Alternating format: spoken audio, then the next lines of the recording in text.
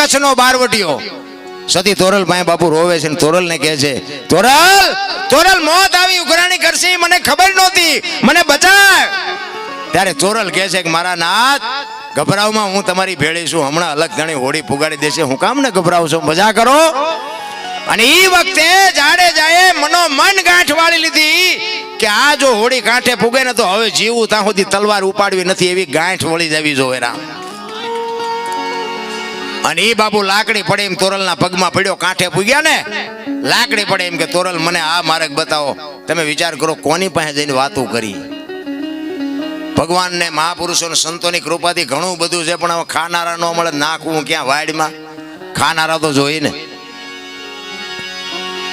પછી બાપુ જાડેજાને સતી તોરલ કહે, તોરલ જાડેજા મારા કપડા નદીએ ધોયા હોય તોરલના લુગડા માથે લઈ અને જેથી જાડેજો નદીએ ધોવા ગયો ને તેથી જે જાડેજા માથે વિતાડીને એ તો બાપુ જાડેજાનો આત્મો જાણે છે રામ.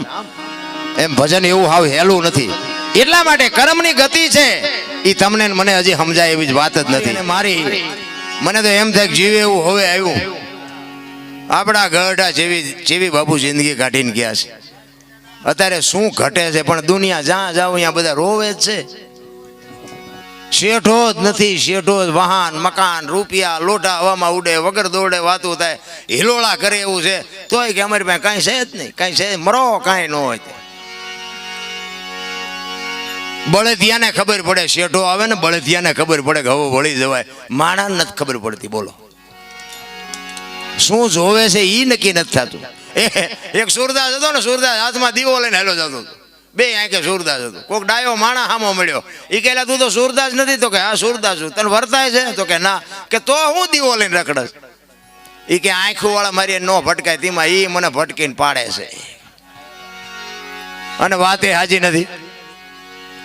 સુરદાસ નક્કી કર્યા વગર પગ ન મૂકે. આપણે ખાઈડમાં જઈ ત્યાં ખબર પડે કે ઊંડી હતી હળવા મરો ને ક્યાં જવું છે. અરે બાબુ જીવવા જેવું આવ્યું છે. અત્યારે તમે જોવો તો છોકરા કાજુ બદામની વગેટ કરે. બોલો આપણને પાર્લેના વાંધા હતા.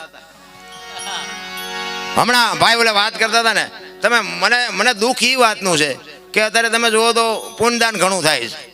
ભજન ને કથાયું ને માંડવા ને પ્રતિષ્ઠા ને મંદિર ને જમણવાર ને બધું થાય, પણ મને એમ થાય કે બગાડ કાં નથી અટકતો.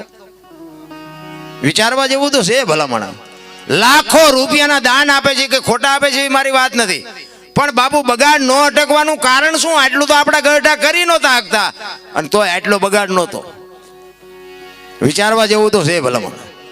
5-5 ગામ બાપુ એક હારે ધુમાડા બંધ જમતા હોય, કથા વાંચતા હોય, આખું ગામ હિલોળા કરતું હોય, આનંદ કરતું હોય, અને કોઈને બાપુ જો અસર ન થાય તો વાણી ખોટી છે કેમ કેવું? વક્તા ખોટો છે કેમ કેવું? પૈસા કોઈ દાનમાં આપ્યા ખોટા છે કેમ કેવું? કઈક વિચારવા જેવું તો છે ભલામણ. હું તો એમ કહું છું કે માને બાપને જાળવો, કથા એવું નહીં વંશાવવાનું તો હાલ છે. માને બાપને બાપુ 2 ટાઈમ હારો રોટલો દો. જિંદગીમાં જો મોળો દે ઉગે તો આપણે ગુલામ થઈ જાય.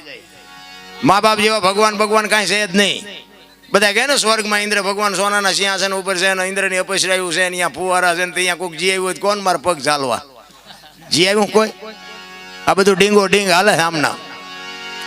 માન બાપના પગમાં જ બાપુ બધું છે. સ્વર્ગ ગયો તો ભલે, જે ગયો એ સુખ શાંતિ બધું બાપુ માના બાપના આશીર્વાદ છે ને. વિધિના ચકડા ફેરવી નાખે, લખવું હોય તો લખી લેજો. માન બાપને દુખી કર્યા પછી આ જિંદગીમાં જો મારો નાથ આંગળી પકડે તો તમારો ગુલામ થઈ જાવ, બને જ નહીં, શક્ય જ નથી. એક માન બાપના દેહ ચૂઈ તમે મેં આ દેહ બનાવ્યો હોય, આપણું લાલન પાલન કર્યું હોય, ઉછેર કર્યો હોય, મોઢામાંથી કાઢીને તમને મને ખવડાવ્યું હોય, લીલામાં માં હુતી હોય ને આપણને કોરામાં હુરાવ્યા હોય, અને અત્યારની પરજા હારી તમને ન ખબર પડે. એટલે નહોતી ખબર એટલે 100 વીઘા રાખી હતી, તું 10 વીઘાના ઉલાળિયા મીડ્યો કરવા. અરે માન બાપના ઋણમાંથી બાપુ મોઢે બોલો, માં હાથે નાનપણ સાંભળે. ઈ મલક બજાની મજા પછી કડવી લાગે કાગડા. માં છે તો માં છે ભલામણ. માનું સમર્પણ હોય, માનો ત્યાગ હોય, અને ઈ માના સંસ્કાર હોય. હું તો એમ કહું હારા સંતાન માટે બાપુ હારી માં જોવે. એમ નામ હારા સંતાન ન થાય. ધરાવીને ધાનનો નીપજે ને કોડવીને માડુનો હોય, જેહળ જકરા નીપજે જેની જનેતા હોથલ હોય. હારી માં વગર બાપુ હારા દીકરા કોઈ દી ન થાય. વહુ હારો ભેગા પાણી પૂરીયું ખાતા હોય ત્યાં પરજા જેવી થાય. ઈ શિવાજી રાણા પ્રતાપ થાય કોઈ દી? ઈ તો બાપુ માને ખબર હોય મારું સંતાન કેવું થાય.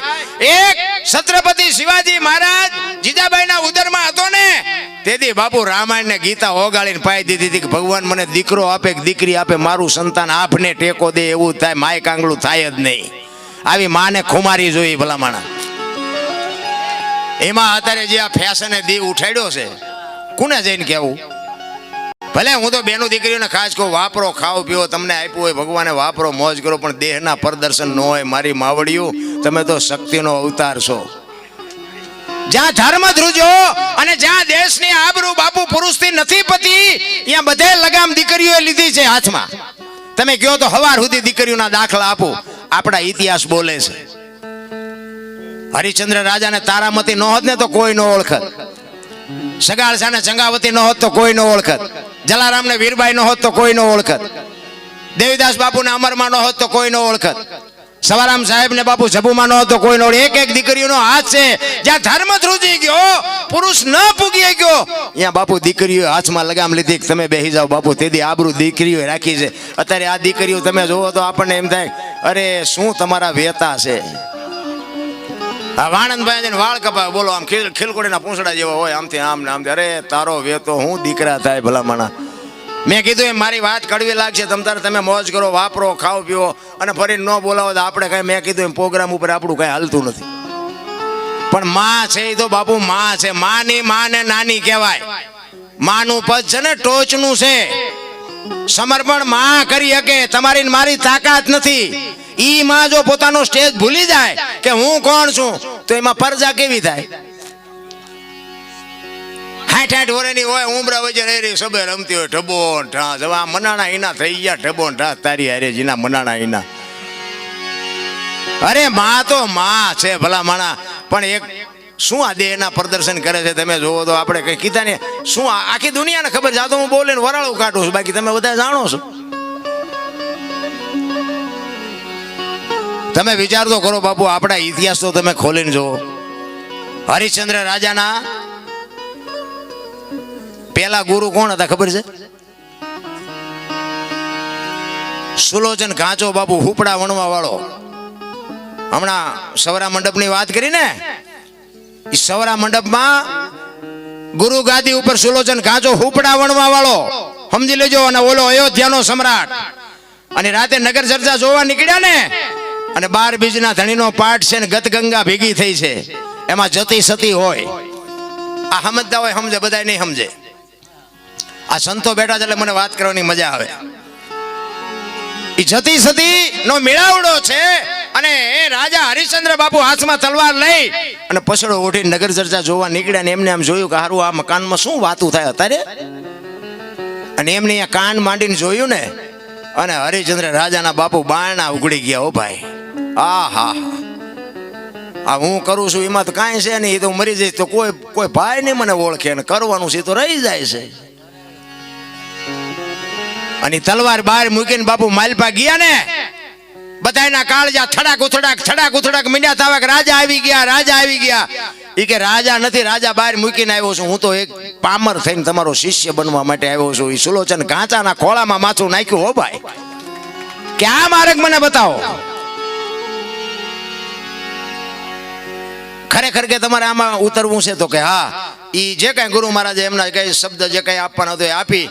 અને પછી તો બાપુ પીડા જાગે ને, વેદના જાગે. પછી તમે એક માર્ગે ચડો ને કે આમાં તો મજા આવે છે, આમાં તો મજા આવે. પછી બાપુ હરિશ્ચંદ્ર પૂછે છે, આનેથી આગળ, આનેથી આગળ, આનેથી આગળ. ગુરુ મહારાજ કહે છે કે આની માટે મારા ગુરુ પાસે જવું પડે. અને એના ગુરુ મહારાજ રામદાસ બાપુ, અને રામદાસ બાપુ પાસે આ ગુરુ મહારાજ લઈ જાય. અને ત્યાં લઈ જઈને ગુરુ મહારાજ કહે છે કે આને શું કામ લઈ આવ્યો હોય? એ કે પણ બાપુ આ પાત્રને મેં જોયું છે કે પાત્ર એનું છે, એટલા માટે હું લઈને આવ્યો છું. પછી હરિશ્ચંદ્ર ને કહે છે કે હરિશ્ચંદ્ર, તું અયોધ્યાનો રાજા છું ને, તું હો, તમે નહીં. જો આ સંતની ભાષા છે, કારણ કે તમારી સહન શક્તિ કેટલી છે એની વાત. એ કે તું હરિશ્ચંદ્ર છો ને, અયોધ્યાનો રાજા છો ને, રાજ કર, આ હેલું નથી. એ કે ના, મારે આ કરવું છે. તો કે આમાં તારું બૈરું આવશે? તો કે આવે જ તેને, શું કામ ન આવે? અને બાપુ બે માણા હરખા હોય તો જીવવાની મજા આવે. નકર ચેટલાય આમ આમ આમ આમ આમ આપણને એમ થાય કે આ કાંઠે પોગે સારું. મજા ન આવે. પતિ પત્ની કા એક મતા તો સરગાપુરમાં બાપુ બે પતિની વાત પત્ની સમજી શકે ને પત્નીની વાત પતિ સમજી શકે ને અહીંયા બાપુ પેઢી કોઈ દી મોળી પાકે જ નહીં ભલામણા. તારામતીને બોલાવે, બેને ઉપદેશ આપે અને પછી હરિશ્ચંદ્રને રામદાસ બાપુ કહે છે કે હવે જો એક કામ કર કે શું એ કે તું જા રાજમાન તારું બૈરું આ મૂકતો જા. ભલે બાપુ જેની તૈયારી હોય એની વાત છે. ભલે બાપુ મૂકતો જાઓ. તારામતીને કીધું તમે અહીં રોકાવ બાપુ કહે છે હું જાઉં છું. એ હાલતો થયો ને પછી ગુરુ મહારાજ કહે છે કે હરિશ્ચંદ્ર ઉભો રે. ઘડીએ ઘડીએ પાછો આઈને પાછો જોવા ન આવતો ને કોઈને હમાસર નો મોકલાવતો મારું બૈરું શું કરે છે ને કેદી આવશે ને ફલાણું ઢોકડું. અને પછી હરિચંદ્ર કહે છે કે બાપુ હું અયોધ્યાનો મહારાજા હું આની કોઈ ઓશિકું કરીને હું નહીં મારા બૈરાની ખબર લેવા હું આવું ભલામણા તમે હું મને માનો છો. અને પછી બાપુ હરિશ્ચંદ્ર તારામતીને બાપુ ગુરુ મહારાજ કહે છે કે બેટા હું ભજનમાં બેહું છું કોઈ અભ્યાગત આવે ને તો બટકું રોટલો દેજે. અને એ બાપુ ભજનમાં બેઠા અને ભજનમાંથી જાગ્યા તેથી વર 12 થયા હતા. છે તમારી મારી આ તૈયારી 12 વર્ષ સુધી. એટલે તો જબુમાને વાણી લખવી પડે છોડી અયોધ્યાના રાજા જેને મેલી મર્યાદા રે ભક્તિને માટે. ભક્તિને તમે શું માનો છો? અયોધ્યાની મહારાણી બાપુ 12 વર્ષ સુધી એક સાધુના આશ્રમમાં રહી છે તેથી દુનિયાએ કાંઈ નહીં વાતો કરી હોય. ઈ દુનિયા છે ભલા માણા. અમારે તો રોજે રોજ લગભગ કોક દિવસ ઘેરે હોય પ્રોગ્રામમાં જાય. રામાપીરનું મંદિર અમારા ગામ પાદરમાં છે. અહીંયા નવરી બજાર તો બેઠા જ હોય. અહીંયા નીકળીને લઈને રોજ ચીનપા જાવ છો રોજ. મેં કીધું બસ સ્ટેન્ડ ખિસ્સા કાતરવા હાલ આવવું હોય તું તે કરવું નથી કરવા દેવું નથી કોને કહેવું. આમાં હરી ભજવું હક બોલવું દોનો બાતા અવલ. આવા નરને બાપુ આઠે પોર કોઈ દી ઉતરે નહીં અમલ. આ પ્રોગ્રામ પતાવીને નીકળવાનું છે. અમારા કિરણ બાપુ આવ્યા છે જો વિયા નો ગયા હોય તો ખેરાડીથી સુરત જવાનું છે. કાંઈ લડી લેવું છે પછી શું જેથી મારવાય તેથી ભલન મારી નાખે. અને અમે મરી જઈશું તેમ થોડા જીવવાના છો તમે અમારી વાંય આવશો કે મોર જઈશો પણ આવવાના તો સો જ તે નહીં. એક દેહ થી બાપુ જો પાંચ પછી આત્માને મોજ આવતી હોય તો લડી લેવાય બાપુ મારા રામ. બાકી આ દુનિયા દિવાળી તો આને મૂકી જ દેવાની છે સમજી લેજો.